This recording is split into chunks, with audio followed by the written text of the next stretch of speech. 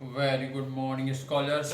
चलिए, income tax में हम पढ़ रहे हैं कैपिटल गेन, ठीक है, और long term, short term, long term, फिर उसके बाद में इंडेक्स्ड कॉस्ट ऑफ एक्विजिशन। अब थोड़ी सी जो है कॉस्ट ऑफ इम्प्रूवमेंट जो है उसका कैलकुलेशन कैसे किया जाता है वो आप समझें। कॉस्ट ऑफ इम्प्रूवमेंट यानी सुधार की लागत, ठीक है। अब ये सुधार की लागत किस तरह से, तो ऐसे आपने पढ़ रखा है ना कि जो एक्सपेंसेस और इनकम की हालांकि दो तरह की होती हैं, एक कैपिटल नेचर की और एक रेवेन्यू नेचर की, ठीक।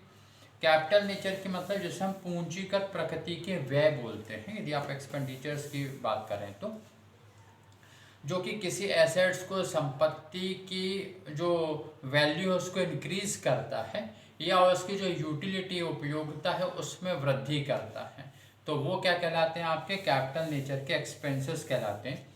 और रेवेन्यू नेचर की क्या होते हैं, जो उसको मेंटेन करते रहते हैं, ठीक। जैसे मान लीजिए किसी मशीन पर ऑयलिंग, ग्रीसिंग वगैरह यदि की जा रही है तो ये रेवेन्यू नेचर के एक्सपेंसेस हर महीने 2 महीने में करने पड़ते हैं। लेकिन यदि मान लीजिए किसी मशीन में एक पर्टिकुलर कोई प्लांट, एडिशनली प्लांट ऐड कर दिया गया, तो वो कैपिटल नेचर का एक्सपेंडिचर कहलाता है और उससे उस एसेट्स की, उस संपत्ति की यूटिलिटी यानी उपयोगिता में वृद्धि होती है, तो वो कैपिटल नेचर के एक्सपेंसेस कहलाते हैं।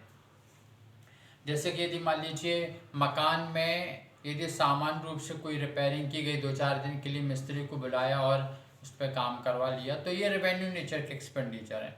लेकिन यदि मकान पे यदि मान लीजिए कि बरामदा एक नया बनवा लिया, 2-4 रूम या एक रूम भी बनवा लिया, ठीक है, थोड़ा सा ऊपर छत पर कुछ अच्छा सा काम करवा लिया, तो जिससे उसकी उपयोगिता बढ़ गई, तो ये कैपिटल नेचर के एक्सपेंसेस यानी पूंजीगत प्रकृति के व्यय कहलाते हैं। तो यहाँ कॉस्ट ऑफ इम्प्रूवमेंट या सुधार की लागत की बात करें तो इंडेक्स हम किसको करेंगे, जो कैपिटल नेचर के होंगे उनको, जो रेवेन्यू नेचर के हैं उन्हें नहीं करेंगे।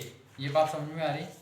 फिर उसके बाद में और देखें जरा कि संपत्ति को प्राप्त करने की लागत की जो हम बात करते हैं कॉस्ट ऑफ एक्विजिशन में, तो संपत्ति को प्राप्त करने की लागत में क्या क्या शामिल है, तो संपत्ति का क्रय मूल्य है जितने में आपने परचेस करके रखी, या विक्रेता द्वारा चार्ज की गई, वेंडर ने आपसे कोई एडिशनल अमाउंट चार्ज किया जब आप उस असेट्स को परचेस कर रहे थे, तो वो भी संपत्ति को प्राप्त करने की लागत में शामिल होगा। संपत्ति के निर्माण की लागत, यदि उसके कुछ मैन्युफैक्चरिंग, कंस्ट्रक्शन वर्क किया गया तो वो शामिल की जाएगी, बनी सी बातें।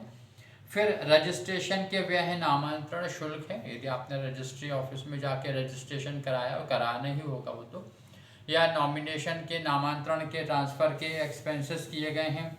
क्रय के समय किए गए अन्य व्यय हैं। संपत्ति क्रय के लिए यदि किसी प्रकार का ऋण लिया तो उस ऋण के पर जो ब्याज है वो भी आपका संपत्ति को प्राप्त करने की लागत में शामिल होगा।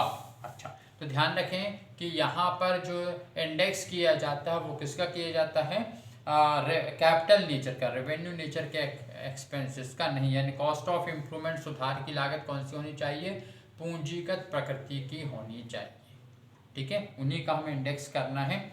तो इंडेक्स कैसे करना है आपका, वही आपका जैसे आपने लिया था ना, उसके मूल लागत है 1481 को मूल्य, तो यहाँ पर लेना है सुधार व्यय गुणित हस्तांतरण वाले वर्ष का बटे प्राप्त करने वाले वर्ष का, ठीक है। तो ये प्राप्त करने का मतलब है सुधार वाले वर्ष का। एक बार फिर से देख लें, यहाँ पर आपको लेना है क्या, इम्प्रूवमेंट एक्सपेंसेस ले लिए इनटू हस्तांतरण करने वाले वर्ष का, तो ट्रांसफरिंग ईयर, ठीक है, ट्रांसफरिंग ईयर का इंडेक्स है, और उसके बाद में फुल अपॉन करना है कि उसकी सुधार वाले वर्ष का, तो इंडेक्स ऑफ इम्प्रूवमेंट, ठीक है, सुधार वाले वर्ष का सूचकांक ले लेंगे, तो ये सुधार की सूचकांकित लागत आ जाएगी। अब इसके कुछ एक्सेप्शंस हैं, अपवाद हैं। वो अपवाद इस तरह से कि इन असेट्स की जो है सुधार की लागत है उसको सूचकांकित नहीं किया जाता। तो कौन से हैं, जैसे बॉन्ड्स हैं, ऋण पत्र की लागत जो है उनको सूचकांकित नहीं किया जाएगा। फिर उसके बाद में, हालांकि ये गवर्नमेंट का एक है कैपिटल इंडेक्स बॉन्ड है, इस पर यह प्रतिबंध लागू नहीं होगा। कैपिटल इंडेक्स बॉन्ड को सूचकांकित किया जाता है। फिर इसी प्रकार से अनिवासी द्वारा विदेशी मुद्रा में किए गए अंशों या हस्तांतरण, अंशों ऋण पत्रों का हस्तांतरण, उन्हें सूचकांकित नहीं किया जाएगा। स्टॉक एक्सचेंज के बाहर यदि आपने जो है किसी प्रकार के अंश जो है उनको ट्रांसफ़र किया गया है तो उन्हें जो है करदाता के पास में दो विकल्प होते हैं, एक सिक्योरिटी ट्रांजैक्शन टैक्स एसटीटी देने का या इस प्रकार से इंडेक्सिंग का। तो जब आप न्यूमेरिकल्स आएंगे तो ये कहानी और ज़्यादा अच्छी तरह से समझ पाएंगे। फिर नेक्स्ट आप जो है ये इसके बाद हम देखेंगे एक इम्पॉर्टेंट पार्ट ऑफ हेड है ये exempted exemptions of capital gain under section 54। इसमें आपको एग्जेम्पशंस मिलता है। धारा 54 के अंतर्गत ये कौन कौन से पूंजी लाभ कर मुक्त होते हैं, तो इनकी एक अच्छी खासी लिस्ट है और वो लिस्ट को थोड़ा सा उस लिस्ट के अंदर कहानी भी है तो कहानी को भी समझेंगे और फिर उसके बाद में आपको न्यूमेरिकल्स पे हम आ जाएंगे और फिर आपकी बुक के न्यूमेरिकल्स कराएंगे। ठीक है, आ रहा समझ में? चलिए, थैंक यू।